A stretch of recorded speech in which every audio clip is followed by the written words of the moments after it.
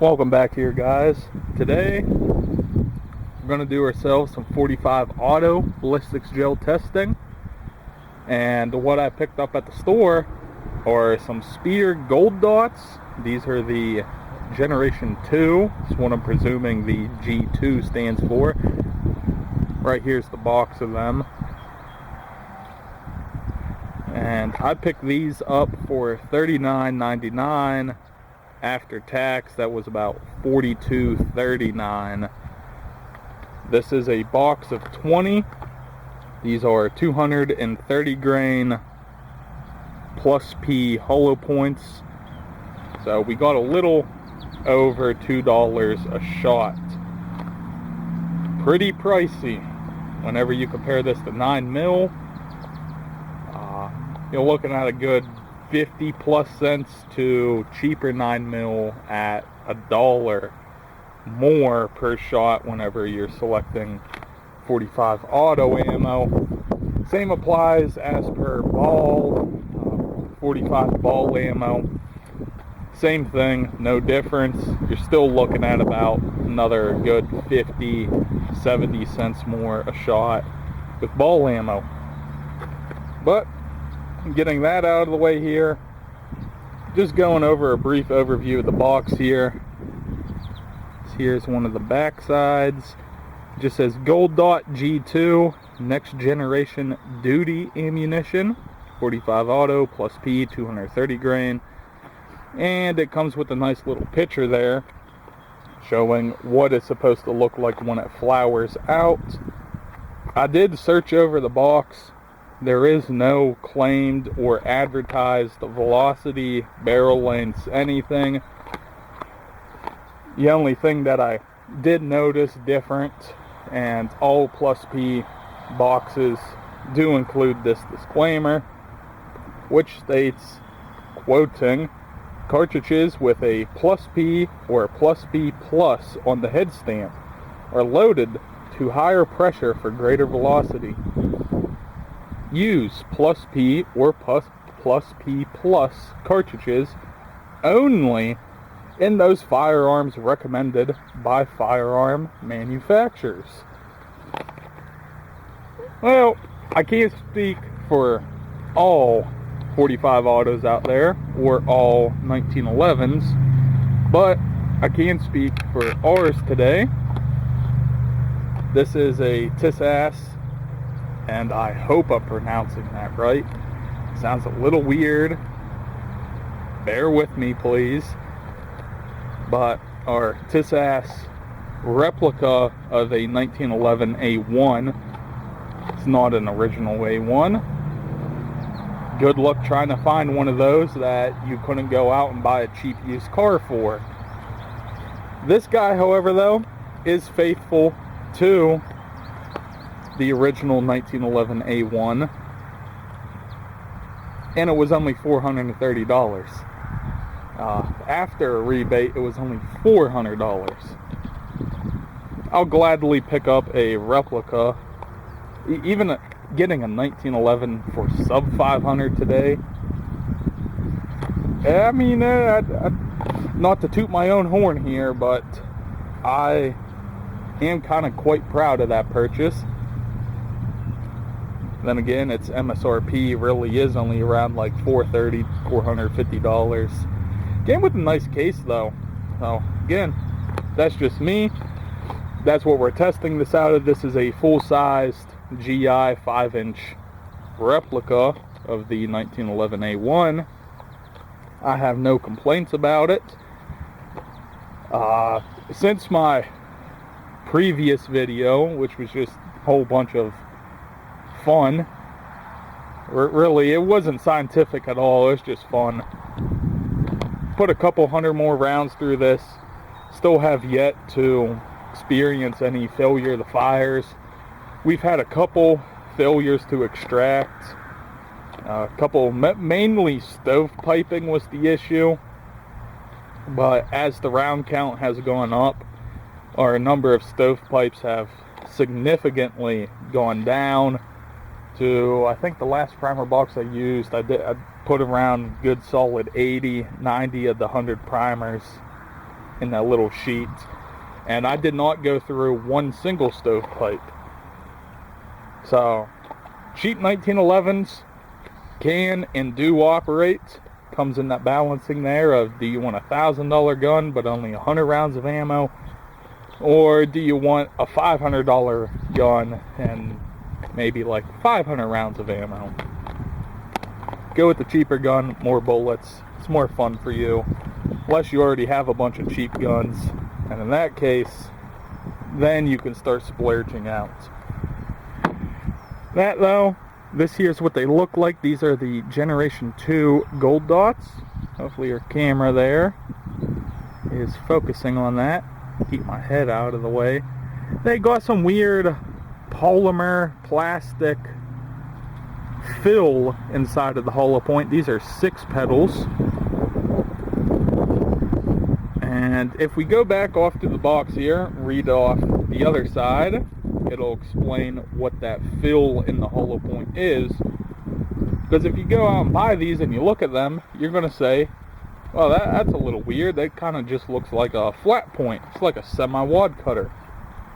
Well, quoting the side of the box, a shallow dished elastomer filled nose won't plug with barrier material. Okay. That explains what the weird, clear, semi-plastic-like substance is inside of our hollow point cavity. Extremely uniform upset and penetration. We'll test that. Exclusive gold dot construction. Virtually eliminates core/jacket separation. We'll look into that. Excellent performance through FBI testing protocol. We'll test that. That out of the way, that is everything I have to say about our G2 Gold Dots here. We're going to go slap 5 over the chronograph, get our ballistics gel testing out with our layers of denim to show and test if these hold up to the FBI protocols through thick barrier penetration, or take that back, heavy clothing penetration. Not doing anything thick barrier yet, hard barrier, though it is possible. Do got a lot of stuff lying around that I could go out and put a couple holes through. May not get included. Other thing to note, our magazine right here, we are topped off. These are 8-round magazines, and we're just going to do this video on this one magazine. I'll report back if there are any malfunctions. It will be stated in the video, because ball ammo is one thing, cycling hollow points is another thing, especially whenever one of the 1911's big things, if you get a view down in there, is our ramp on the barrel is actually in our lower here. Our ramp comes from the frame, and the barrel does not have the ramp itself. Whenever you're out there buying Glocks, a lot of 9mm for that matter, anything Glock clone-ish includes a ramped barrel. 1911s do not have a ramped barrel. Instead, the ramp comes from the frame, and there's just a little bit of a beveling done to the barrel itself. That can induce rather erratic feeding. So, off to the chronographing and then the gel test. Alright, camera's rerunning. Chronograph is connected to her phone. Got her 8 rounds. I'm only shooting 5 over the chronograph, but we have 8 rounds. That's a nice wasp right there. I don't know what you're trying to do to me. Going back to it. 8 rounds magazine, the Speer Gold Dot G2, 230 grain 45 auto plus P. Magazine is inserted. Can you piss off, please? Slide drops nice and good. Maybe these will take that wasp away. And focus down over. Alright, first round hot. Chronograph is still connected. 919. 919 is a first one. And I will say, that does have some recoil to it.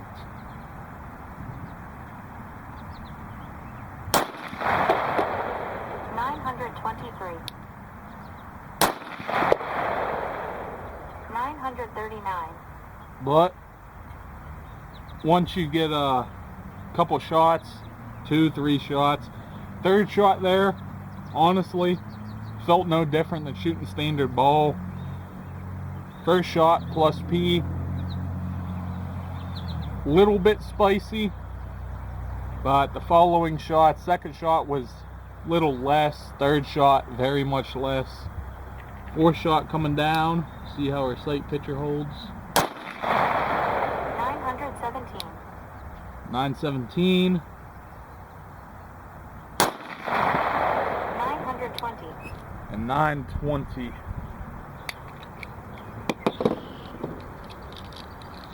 Clear that. All right.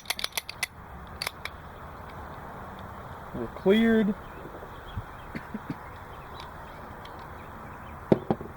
Overviewing our 5-shot average right here. Or plus P gold dots.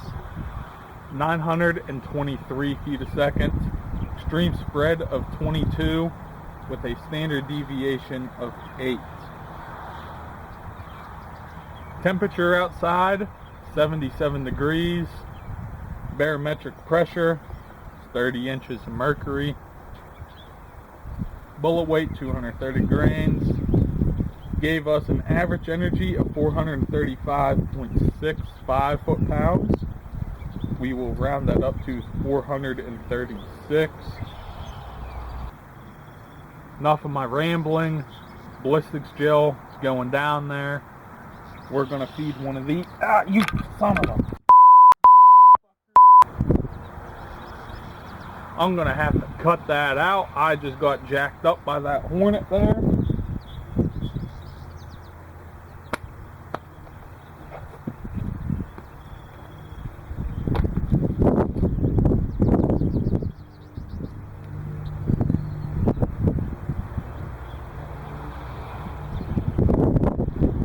We'll put a bleep over that. Ballistics, yeah, okay. Ow, son of a bitch. Ballistics gel coming out now.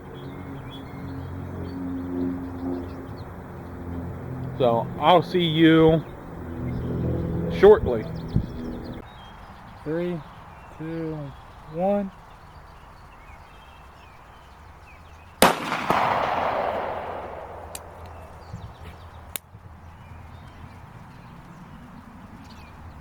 And let's go check out what that did there.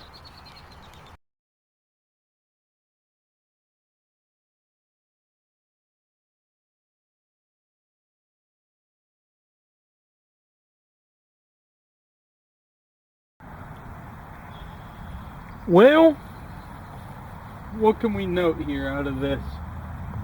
Leading edge penetration is at 15 and a little bit more than a half. 9/16. About 15 and 9/16 of an inch is our leading edge. So that fits well between the 12 and 18 inch penetration difference. Oh man. Okay. We're gonna have to move this camera around right here though.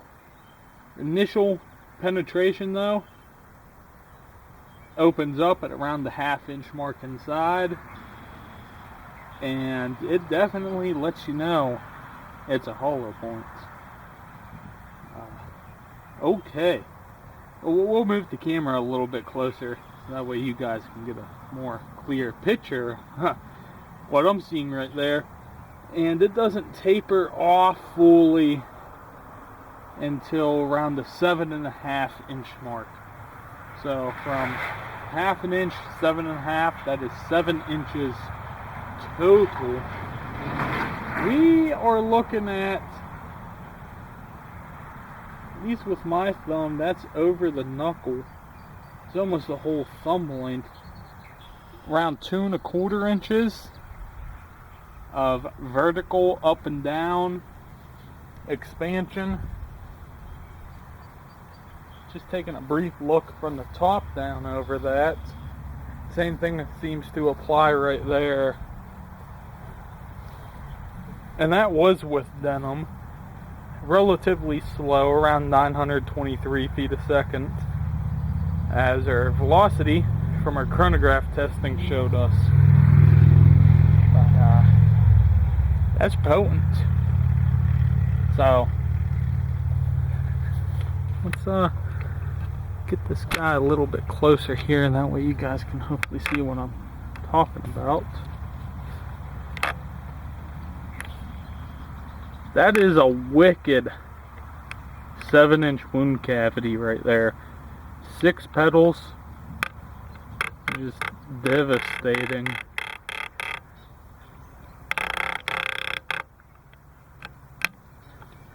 We'll take one shot here without the denim. There's our entrance, and you can kind of slightly see what I'm talking about here with this. 6 little indents. Continuous autofocus don't want to work. Got the 6 indents. I almost can put my pinky right through that. You see your dirty gel block from the top. Swap it over to this side. You can't really see too much, fortunately. These blocks have been used a lot. I mean, what we're seeing right there is just, for a 900 feet a second projectile, do that. Pretty incredible.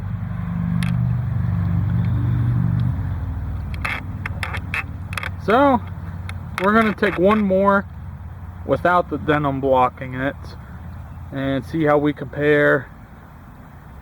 Really, whenever I'm looking back here, it's honestly, it's around 9/16, 15 and 9/16, little over 15.5 inches.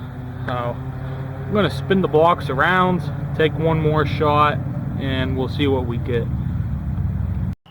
Okay, camera 2 rolling.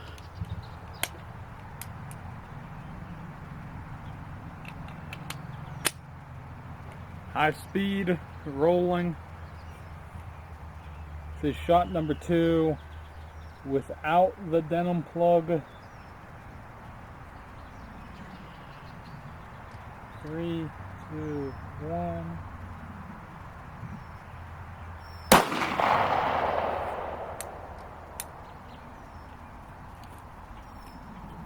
I can already tell you that was pretty wicked. Let's go check out our high speed here.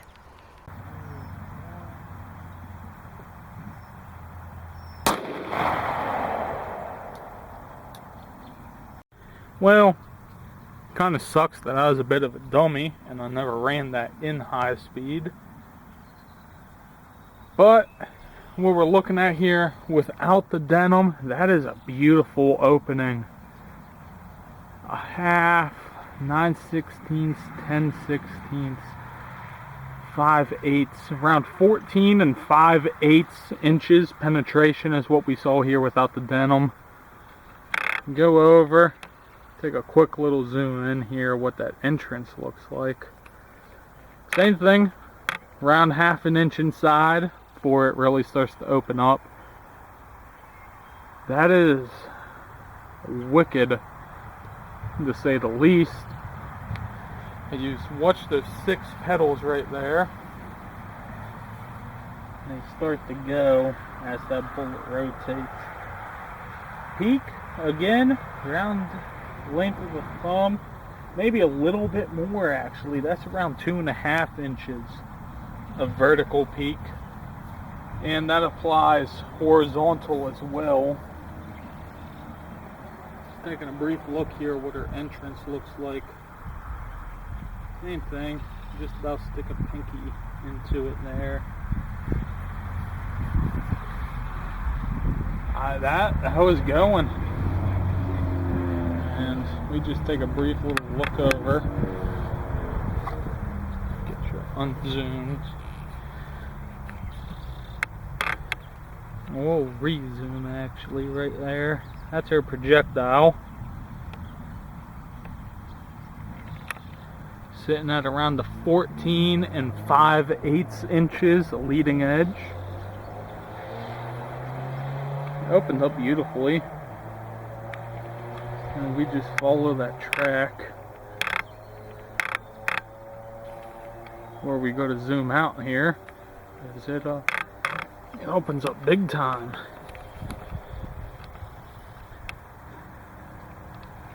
That is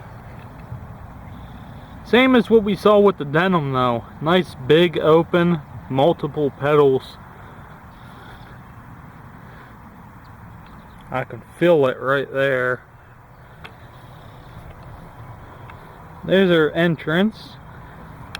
Taking a brief look. Dirty block, so you can't really see what I'm looking at here. There's our old one right there. That is pretty damn good. So I'm gonna go dig these out. We'll measure them up, see how they compare. And I mean, 45 auto, slow, sure. I'd call those good though, especially this. Good 7 inches of over 2-inch wide cavitation. I'd call that good. Let's go dig these out here and we'll go meet you guys back again at the post review. So here we are, the post review. On our left is our denim shot, and on your right is the non-denim pure gel shot. Let's go start measuring up. Calipers are zeroed.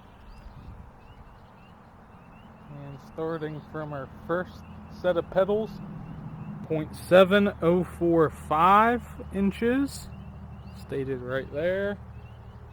0.74, next set of petals,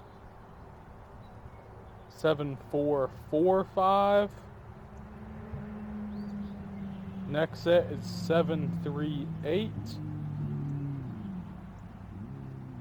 Next set, 0.7430, 0.750, 0.734,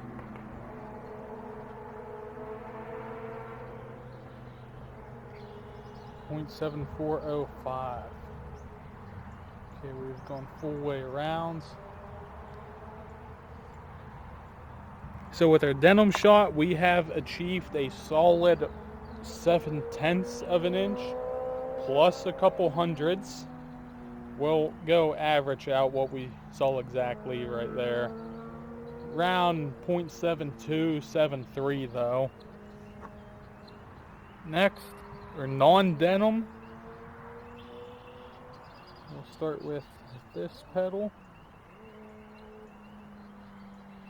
0.6865.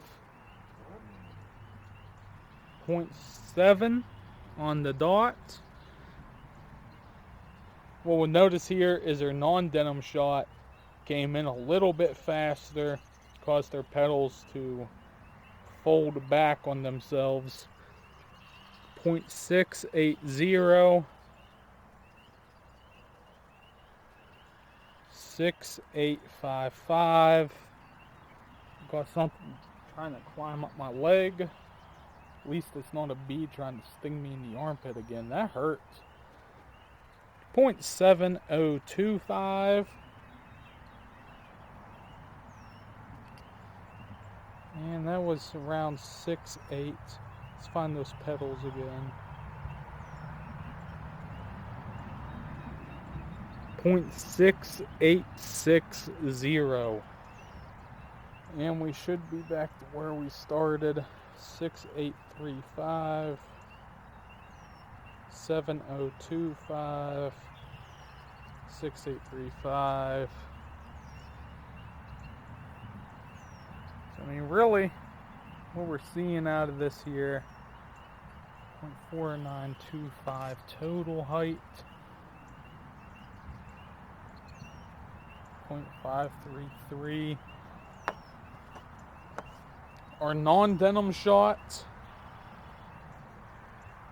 in theory, did expand more, just caused their pedals to overlap a little bit more versus the denim shot right there. We'll try and measure those up there as good as I can for you. We'll take a close-up picture here, show you what I'm talking about. Alright, so what you're looking at right there is our close-up zoom. One on the left, denim, one on the right, non-denim. So what our flowers look like. And just again, I'll flip them over sideways for you.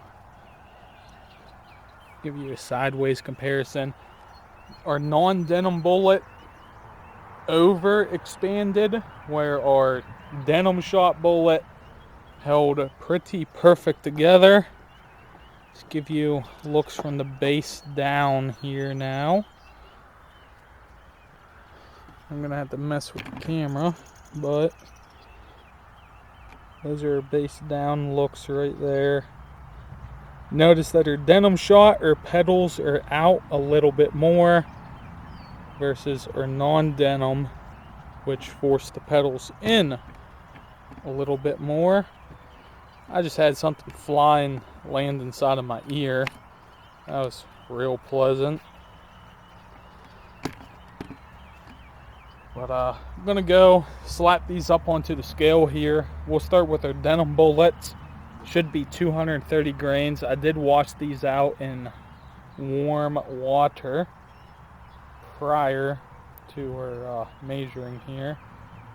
So we'll go and see. There may be some gel still left inside. But I'm going to go slap them up on the scale real quick. See what we come back with.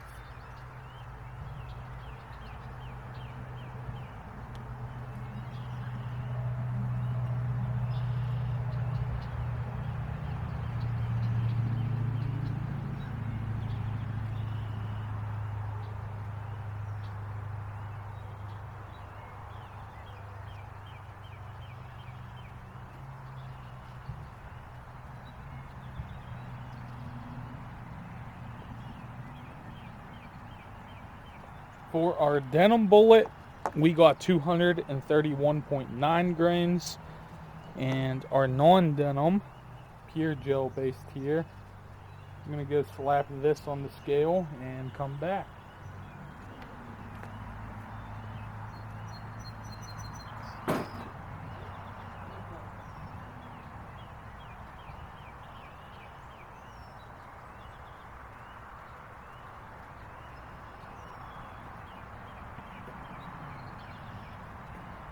Okay, our non-denim bullet weighed in at 232.1 grains.